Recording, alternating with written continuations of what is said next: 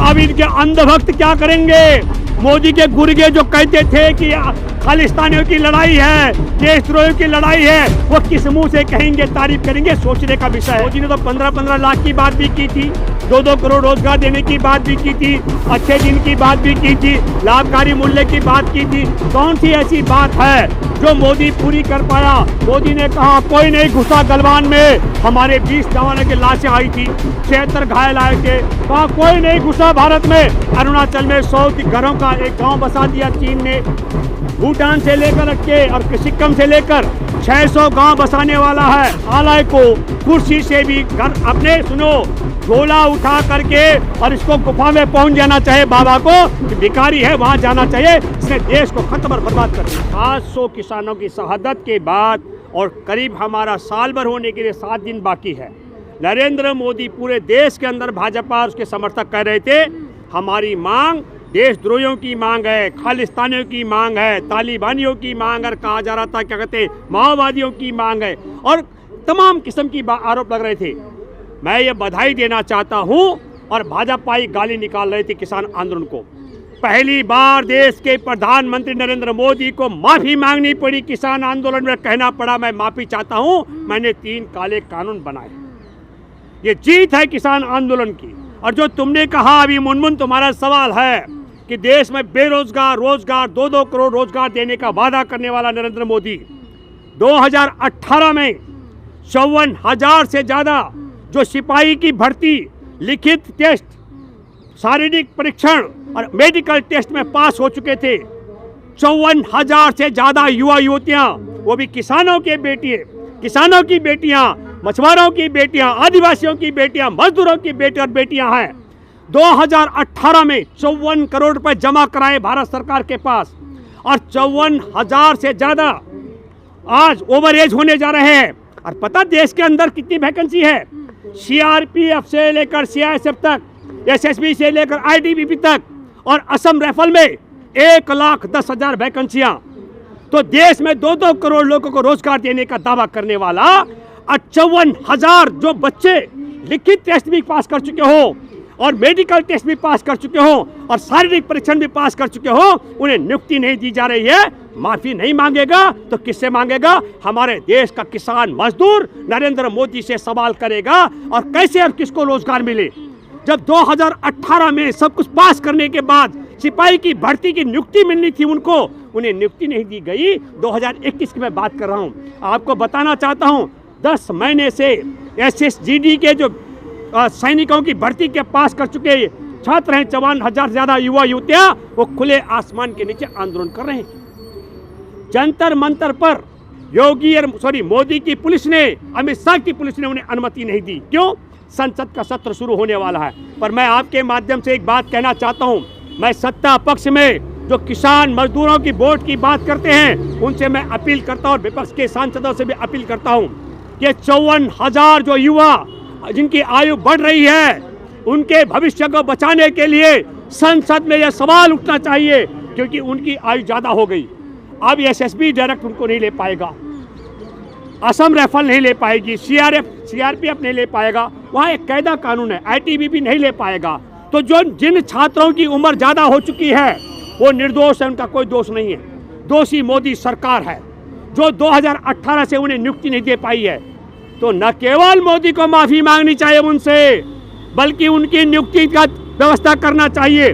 और नियुक्ति के लिए एक ही तरीका बचता है, वह है संसद के अंदर प्रस्ताव लाना चाहिए कि सरकार की नालायकी, सरकार की मूर्खता के कारण जो रिटर्न टेस्ट कर चुके सैनिक के लिए, जो सैनिकों के लिए मेडिकल टेस्ट और शारीरिक परीक्षण पास कर चुके हैं, उनकी यदि सरकार की उदासीनता का कारण आयु बढ़ गई है, ओवर एज हो गए, उनका वो निर्दोष है, वो दोष पूरा सरकार का है। सरकार की जिम्मेदारी बनती है कि कानून में तब्दीली करके। भूपेंद्र जी, यूपी चुनाव को देखते हुए ऐसा कर दिया गया कि किसानों के 3 कानून वापस ले लिए गए, क्या लग रहा है? पहले एक बात तो सुनो।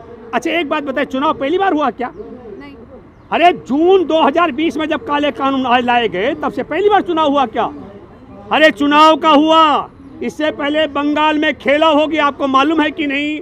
पूरा भारत का खरबों रुपए वहां चुनाव में लगा। मैंने कहा पूरे भारत के 80,000 भाजपा कार्यकर्ता वहां रैली में जाते थे। मैंने तब कहा था पत्रकारों जरा भीड़ से पूछो जो हिंदी नहीं बोल सकता है वो ममता के साथ है, और जो दूसरे राज्यों से गए हुए हैं वो भाड़े की भीड़ है। उस भाड़े की भीड़ से पश्चिम बंगाल में जो नकली चुनाव में जीत की बात कर रहे थे, वहाँ का हासरा आपके सामने है।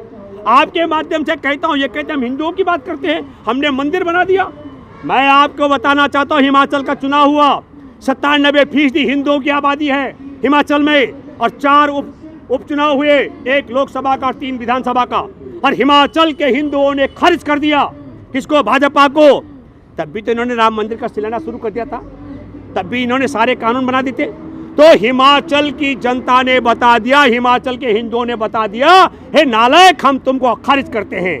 और फिर अभी पूर्वांचल एक्सप्रेसवे का उद्घाटन था, 2000 उत्तर प्रदेश की परिवहन निगम की बसें, 5 करोड़ रुपए खर्चा।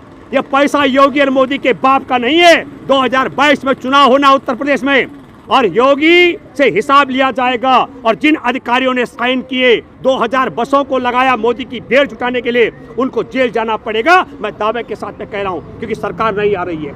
और उस 2000 बसें, 5 करोड़ रुपए खर्चा, 30 जहाज उतारे गए, जहाजों को दिखाने के लिए लोग बुलाए गए, लेकिन लोग नहीं आए।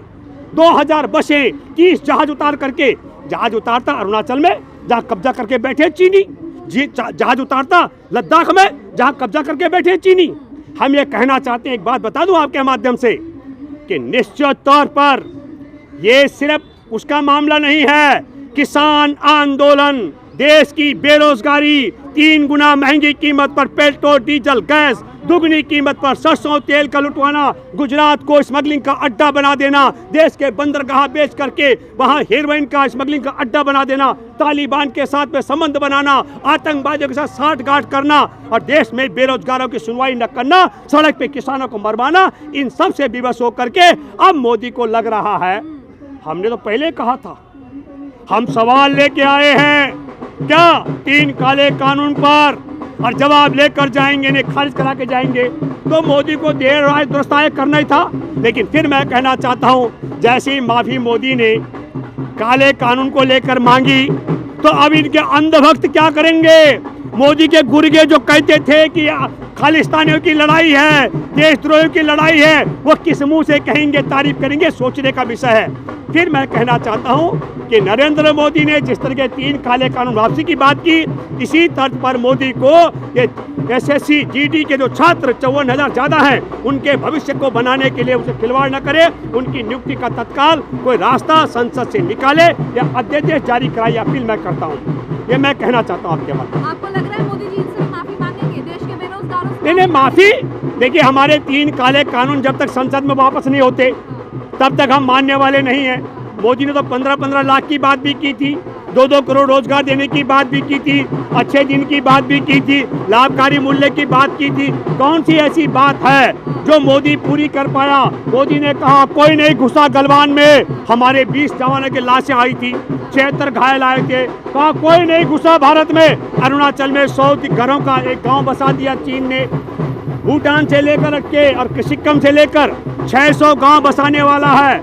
मैं एक बात फिर कहना चाहता हूं, न केवल देश से माफी मांगनी चाहिए, बल्कि इस नालायक को कुर्सी से भी घर अपने झोला उठा करके और इसको गुफा में पहुंच जाना चाहिए, बाबा को भिखारी है वहां जाना चाहिए, इसने देश को खत्म और बर्बाद कर दिया।